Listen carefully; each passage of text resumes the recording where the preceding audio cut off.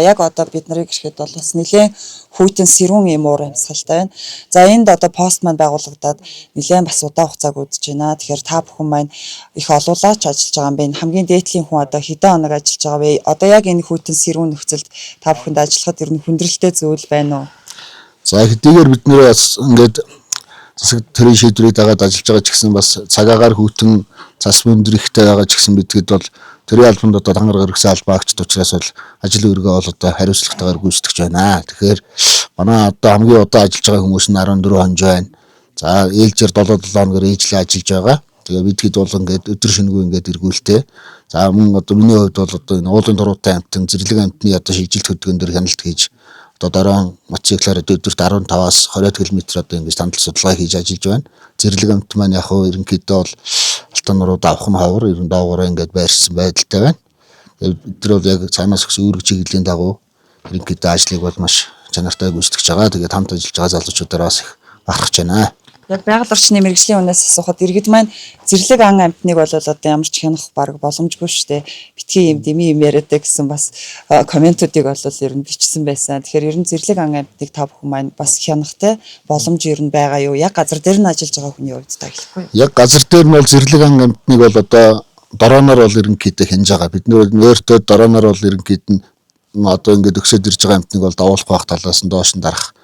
Ерөнхийдөө одоо энд нэг үн цэм талаас нэг 120 орчим янгир ямаа нэг 30 орчим аргал хань бол одоо мянган нэг талбай дээр бол байрч байна. Энийг бол өдөр болгон хянаад одоо ингэж байж байгаа.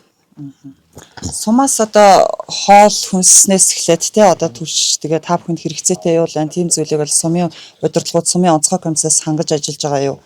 Хангаж ажиллаж байгаа. Бид нарыг одоо ингээд 7 хоног ээлжээр гарахад бол бүх хүнс одоо хоороо идэх зүйл, хоол ундны хэрэгцээтэй зүйлс, мал махны асуудлыг бол шийдээ гарч байгаа.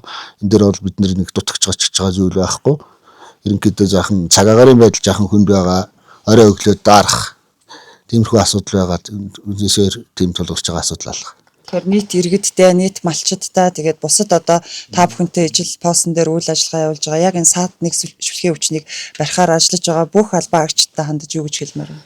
Ерөнхийдөө бол одоо энэ бүс нутагт амьдарч байгаа Баян Архын багийнхаа нийт малчд дуурайлж хэлэхэд бол одоо энэ вакцины хугацааг дуусалтаа өхөн одоо засаг төрийнхөө шийдвэрийг дагаад бөө гэсэн газар нь буугаад мал хараа бэлчээх байх тал дээр анхаарад ямар ч байсан нэг 20 хоног одоо ингээд хийсээрээ. Тэгээд цаашдаа дэлгэр цаг ирнэ. Бид нэр буудаг тусландаа буугаа сайхан одоо цаг ирнэ гэдэгт итгэлтэй байгаа учраас та бүхнийг одоо засаг төрийнхөө шийдвэрийг сайхан дагаарай л гэж уриалъя.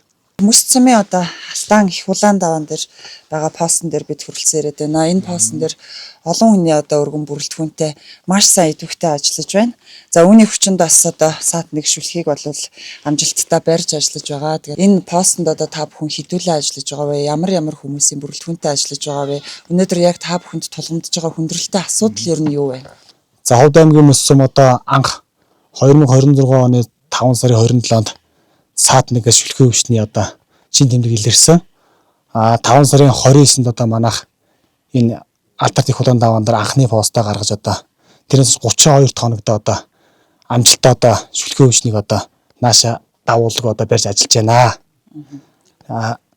Тэрнээс хойш одоо манай анх 4 хүний бүрэлдэхүүнтэй пост гарсан. Одоо ингээд 4 хүнээр ингээд 2 ээлжээр 8 хүний бүрэлдэхүүнтэй одоо ээлж пост гарч байгаа. Одоо онцгоос нэг хүн, байгаль орчноос нэг хүн, цагдаагаас нэг хүн, тэгээд одоо там газраас нэг хүн ингээд одоо төлөөлнө бидгэд. Энэний цаана бас дахиад давхар пост байгаа гэж сонсон.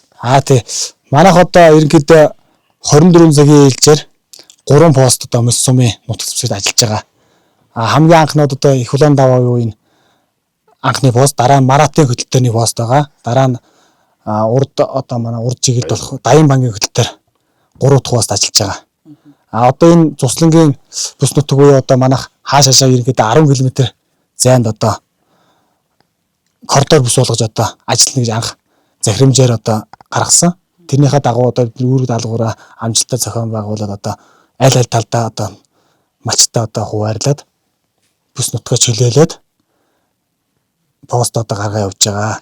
Энд одоо Цуслангийн бүсийн бас айлууд байдаг. Айлуудыг бас чөлөөлсөн байсан. Яг одоогийн байдлаар иргэд ер нь нэвтрэх орлого хэр хийж гин. За хорио зэрийн дэглэм зөрчиж байгаа асуудал гарч гин үү? Малаа одоо нааша бэлчээх ч юм уу ийм одоо хүндрэлтэй асуудлууд ер нь гарч гин үү?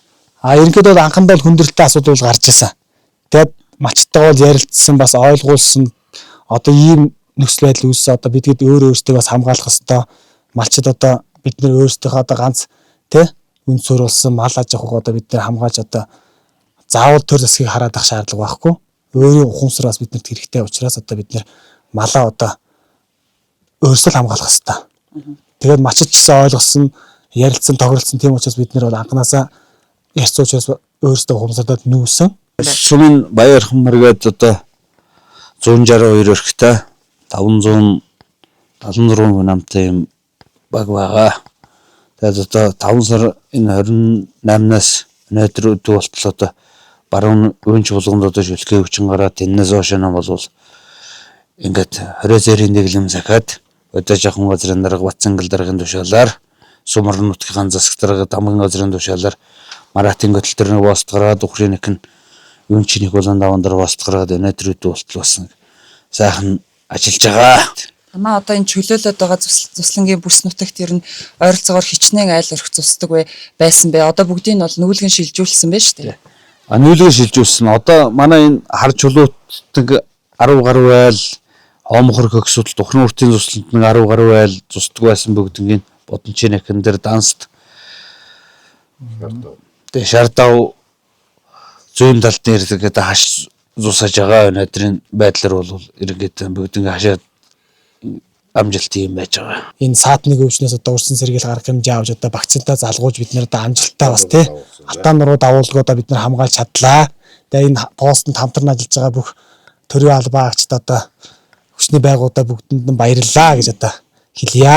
Төр захиргааны одоо шийдвэрийг бас хүндэх нь одоо хамтарч ажиллаж байгаадаа бас малчтаа бас баярлалаа гэж хэлье. Тэгээд одоо 100-ыг одоо сайхан дэлгэр цаг хийж одоо сайхан цуснаа бид нэр баяр наадмаа хийж бас наадах байхаа гэж одоо найдаж байна.